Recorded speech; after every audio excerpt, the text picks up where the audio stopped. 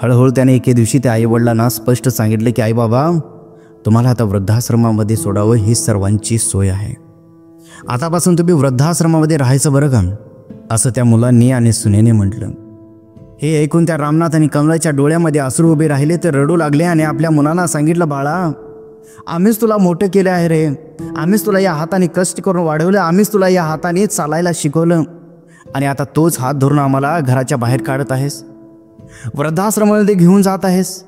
सदर घटना काल्पनिक असून तिचा कुठल्याही सत्य घटनेशी अथवा जीवित किंवा मृत व्यक्तीशी कसलाही संबंध नाही. ही कथा केवळ मनोरंजनाच्या उद्देशाने लिहिली गेलेली असून कुठल्याही प्रकारची अंधश्रद्धा पसरविण्याचा आमचा हेतू नाही. धन्यवाद. पुण्याच्या बाहेर एका शांत जागी एक छोटंसं वृद्धाश्रम होतं. तेथे अनेक वृद्ध आपल्या आयुष्याची शेवटची वर्ष काढत होते. प्रत्येकाच्या डोळ्यात एक वेगळी वेदना होती. प्रत्येकाच्या मनात काहीतरी न सांगितलेलं दडलेलं होतं.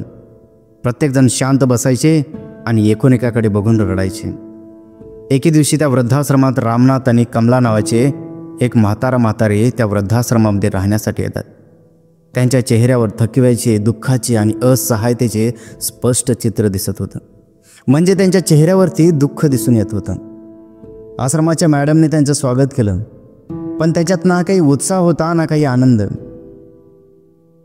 त्या वृद्धाश्रमामध्ये त्यांना एक खोली देण्यात आली. तेथे आधीपासूनच म्हातारी ज्यांना मुलांनी सोडून दिलं होतं, ज्यांना कोणी सांभाळत नव्हतं, असे बरेचसे लोक वृद्धाश्रमामध्ये होते. कोणीही नव्या माणसाची जास्त बोलत नव्हते. प्रत्येकजण आपापल्या विचारामध्ये हरवलेला होता. प्रत्येकजण कुठेतरी एका कोपऱ्यामध्ये किंवा एखाद्या झाडाखाली बसून आपल्याच विचारामध्ये गोंधळून रडत बसलेला दिसायचा. आणि त्यामध्ये हे रामनाथ आणि कमला नावाचे दोघीजण सामील झाले. पाहायला गेलं तर हा रामनाथ आणि कमला एकेकाळी समाधानी जीवन जगत होते. त्यांचा एकुलता एक मुलगा संदीप मोठा झाल्यावर शहरात गेला आणि उच्च शिक्षण घेऊन मोठ्या पदावर पोहोचला. त्याला आता काहीच कमी नव्हतं. पैसा, अडका, धन, दौलत सगळं काही त्यांच्याजवळ होतं. त्याने एका सुशिक्षित मुलीशी लग्न केलं आणि त्यांचे जीवन सुखी संसार चालू झाला.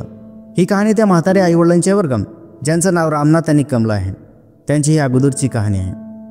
वृद्धाश्रमामध्ये येण्याच्या अगोदर आईवडिलांनी मुलांसाठी सगळं काही केलं होतं. त्यांच्या शिक्षणासाठी जमीन विकली, घरदार विकलं, स्वतःच्या छोट्याशा हौशी खुशींना मुरड घातली आणि आपल्या मुलांना सांभाळलं.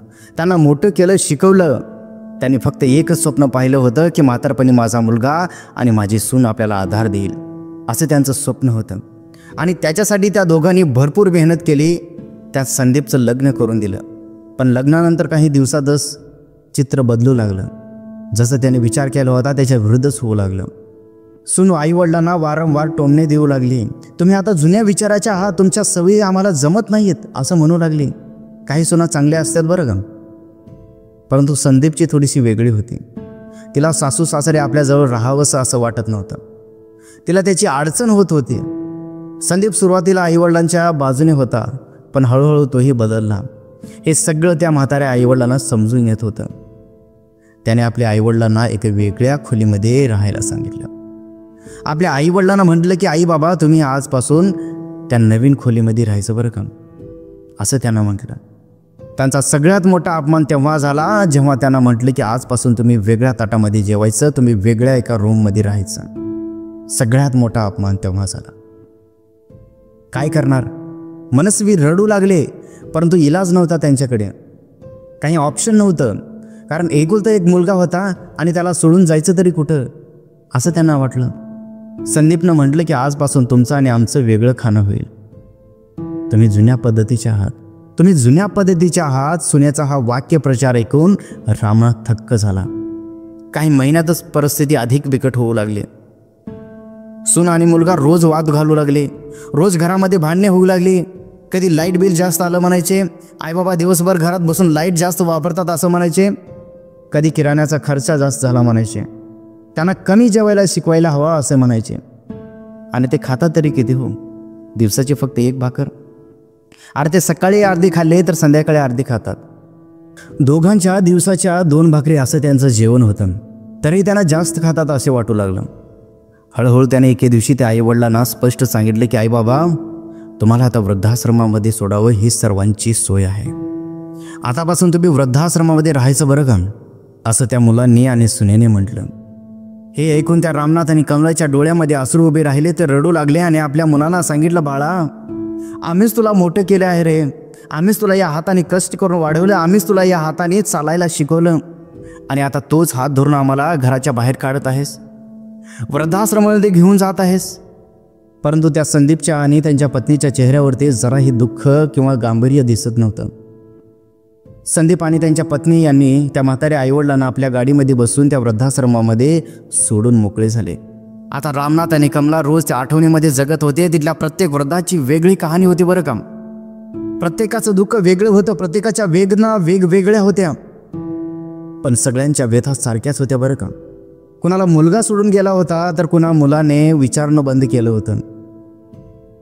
त्यांना वसंतराव नावाचे एक व्यक्ती भेटले. तेही एकेकाळी मोठे प्राध्यापक होते बरं का. पण काय करणार, मुलांनी घराबाहेर काढलं.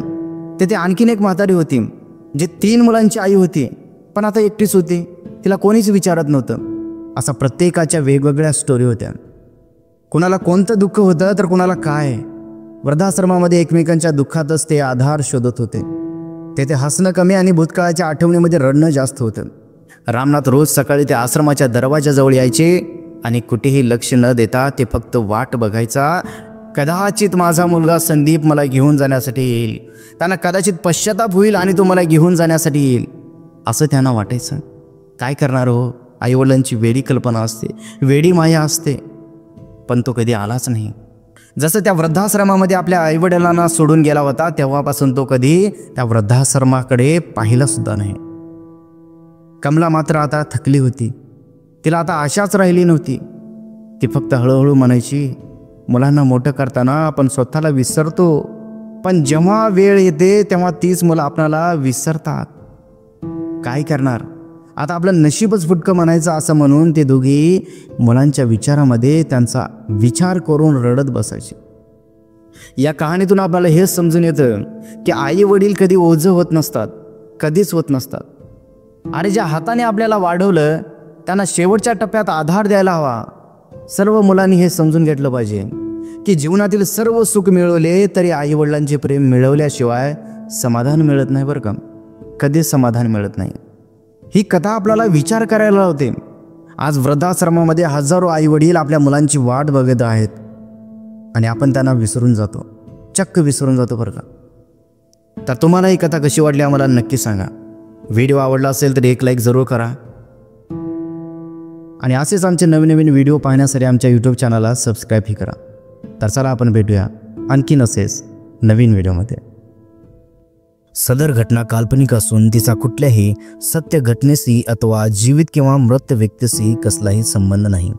ही कथा केवळ मनोरंजनाच्या उद्देशाने लिहिली गेलेली असून कुठल्याही प्रकारची अंधश्रद्धा पसरविण्याचा आमचा हेतू नाही. धन्यवाद.